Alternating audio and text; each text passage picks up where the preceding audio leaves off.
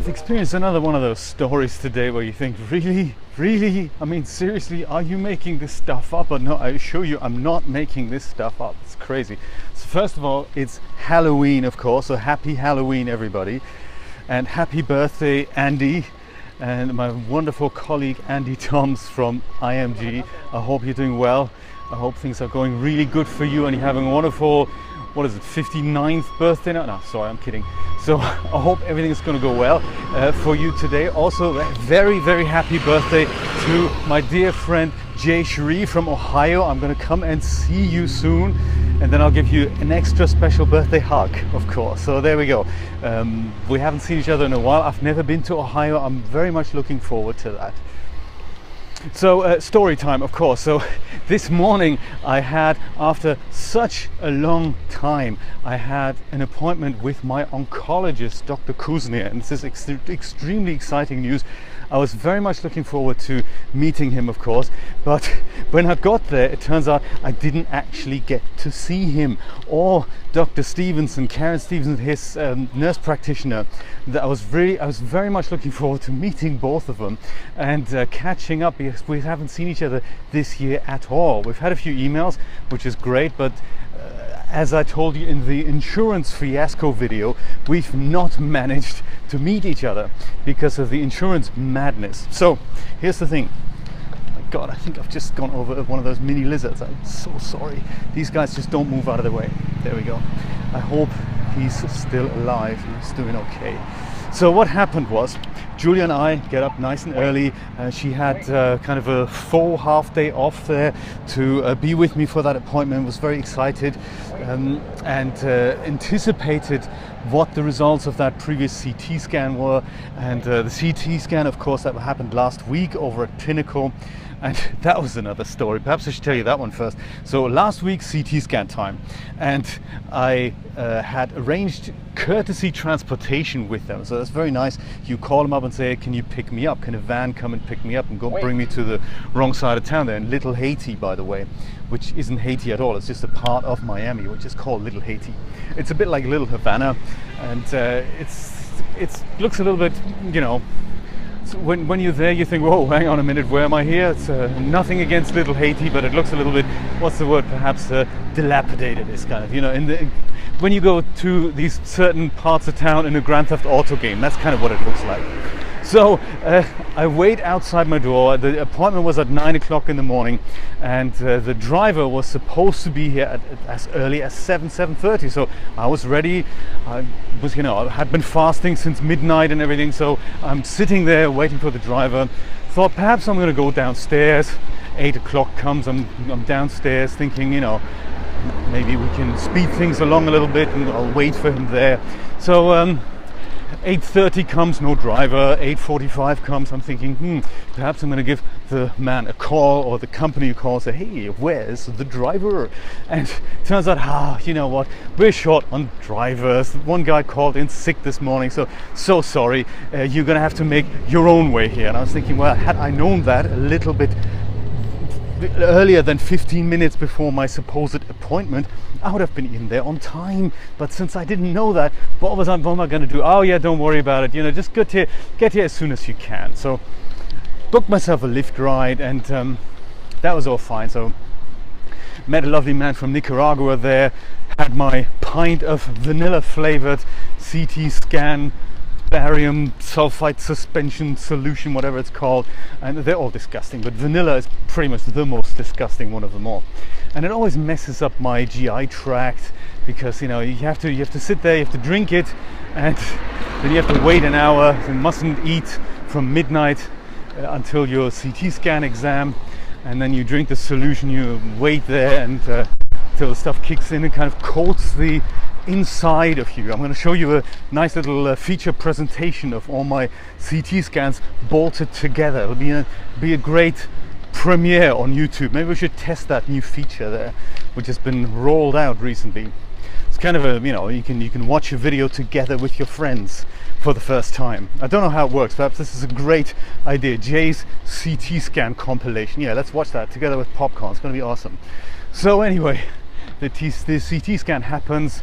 I get a CT, I get a CD, CT, CD of the images to take home.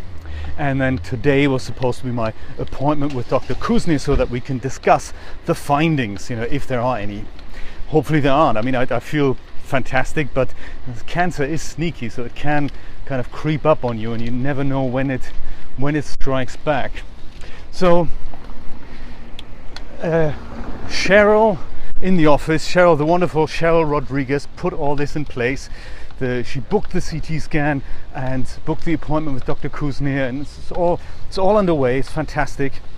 My wife gets an automated phone call. I don't know why they're always calling him. The system always calls her one day prior to any appointments and says, "Hey, this is Montana. Would you like to confirm your appointment for," which is then my name. And then you press a number, and then that's kind of the appointment confirmation, and that's all funky.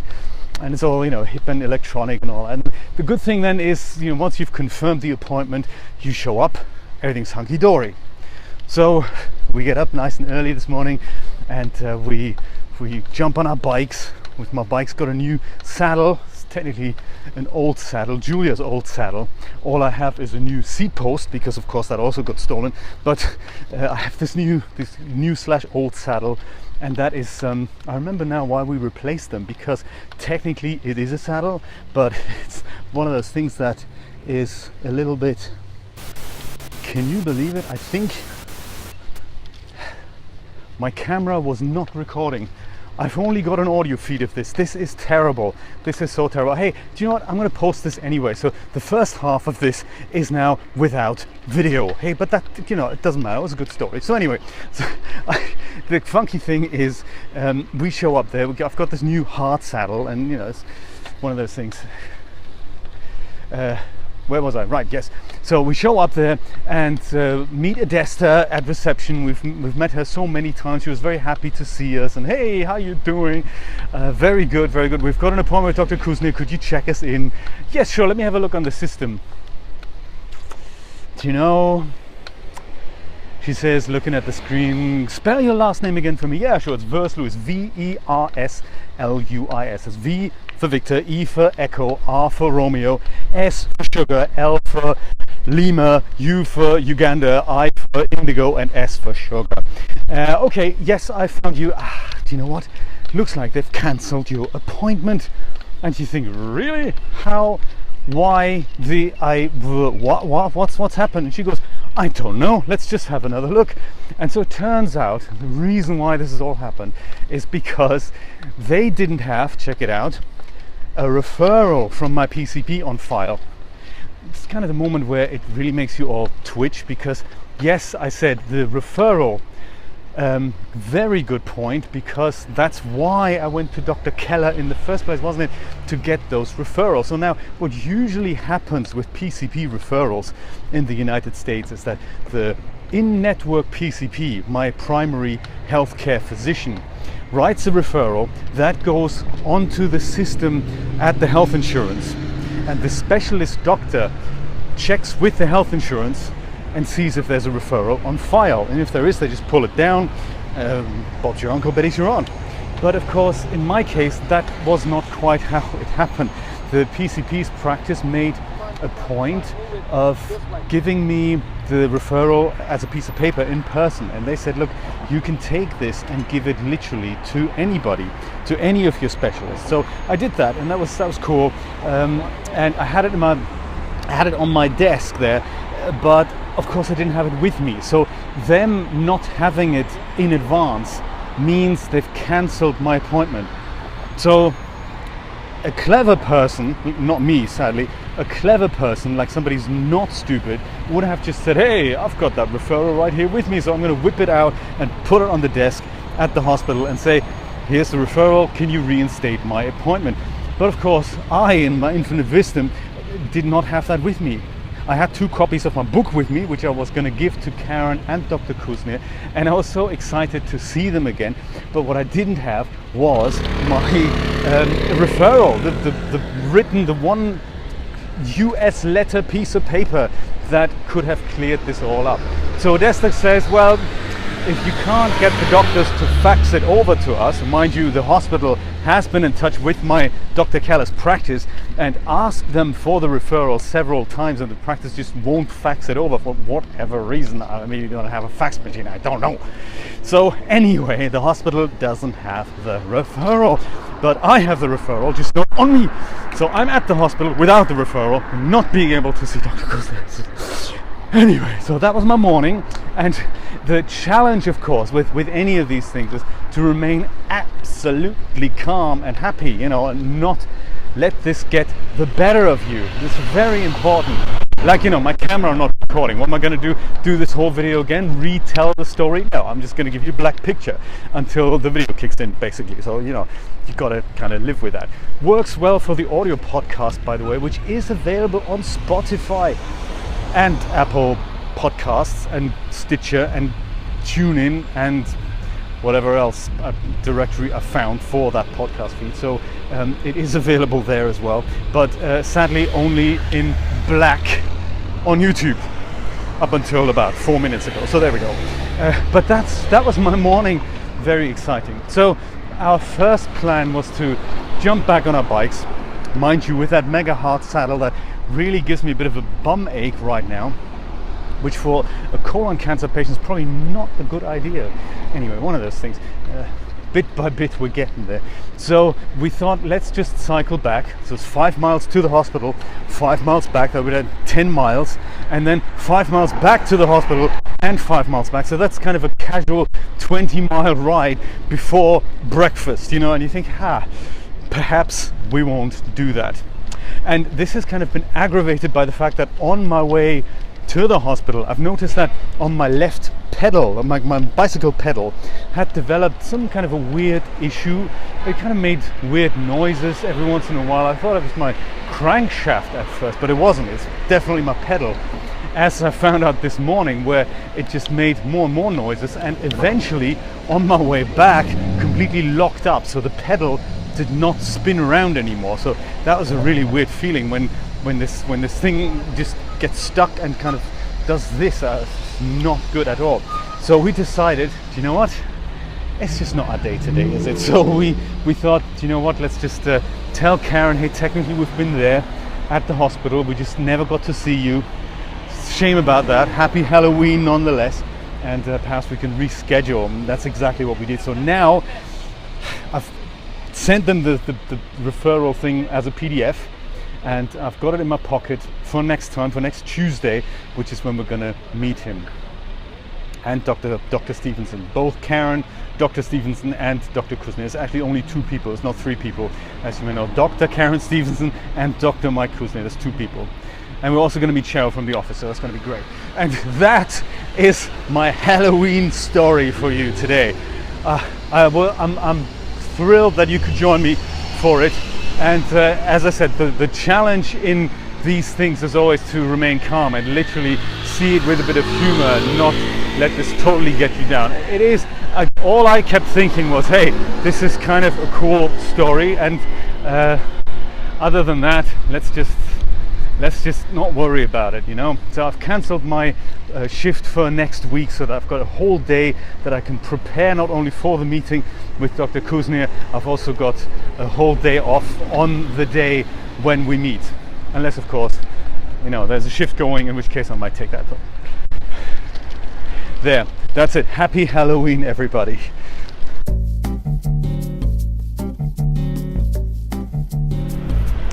So something rather interesting has happened again after I come out of Publix today, after the end of my shift, and I find out that it appears that my back tire is now flat.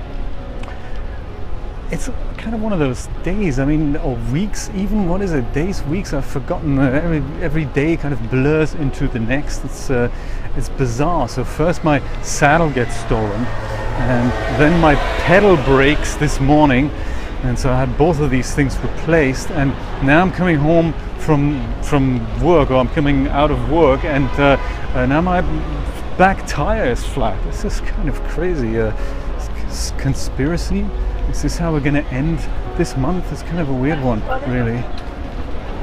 So So it's kind of a nice night. So I have a couple of choices here. I can either wait for the trolley, and the trolley takes a long time sometimes, so I've decided to just go and walk, at least for, you know, as long as it's cool, and we'll see where that takes us.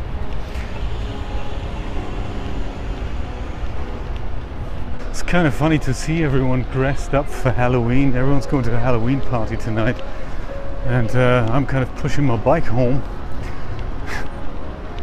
It's bizarre. I mean, you do see these things in a very different light if you've been through what I've been through, and you think this would have, in an earlier life, seriously annoyed the hell out of me. These 3 incidents in a row, and tonight I'm just thinking, hey, you know, walking home isn't such a bad idea. It's actually quite cool. Why don't I do that? It'll only take 20 minutes or so, which will be probably the same amount of time, or maybe it'd be half an hour or so, but it'll probably be the same amount of time that it takes for me to wait for the trolley and then go home that way. I might as well walk, you know. I mean, I have been walking all day and all week, so it's there comes a point where you really don't want to walk anymore. But at the same time, you know, this isn't the end of the world. That's what I'm thinking. It's not something where I'm thinking it's just it'll ruin my life, you know, it'll destroy my world. It's really not the case. I've survived other things, and this is kind of ridiculous compared to those types of situations.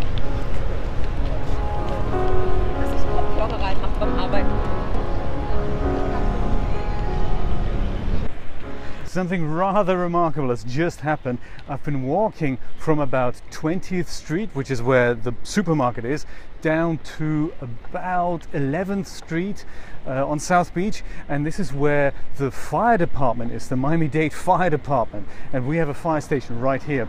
And the guys, they're usually inside, but because it's Halloween, they're sitting outside, 3 of them, with a massive bucket full of candy. And of course, you know, kids come by and they go and trick or treat, and it is nothing funkier than, of course, to have a chat with the guys at the fire department. So I happen to be on the same side of the street where they were sitting outside listening to music, chilling and shooting the breeze, as you know the expression goes.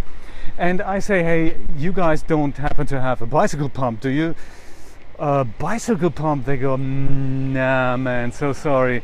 And I said, well, it was a long shot. I mean, why would the fire department have a bicycle pump? You know, it's just, I thought perhaps somebody is around here with a bicycle pump, so I can at least blow up my back tire and quickly get home, because I assume it's just a slow leak. So I go on my merry way and I say, hey, hey, happy Halloween, guys.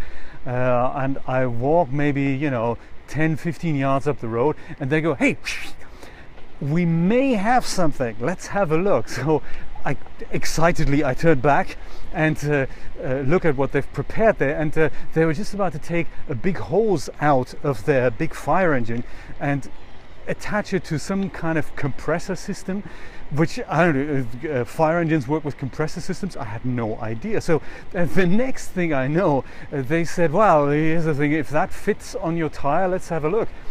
And what can I tell you? It does fit on my tire, and within about 2 or 3 seconds the whole thing was blown up, and it is fantastic. There's a lot of pressure in there. Usually it takes me about a minute or 2 and a lot of elbow grease to make that happen with my big foot pump at home. But these guys, they just go, there we go, do you want a little bit more? And I was thinking, that tire is already rock hard, let's give you a little bit more. So I hope you can get home safely and quickly. And whoa, this is so cool. So there we go. That is the Miami-Dade Fire Department for you. Fantastic, fantastic lads. And they have helped me reinflate my deflated back tire.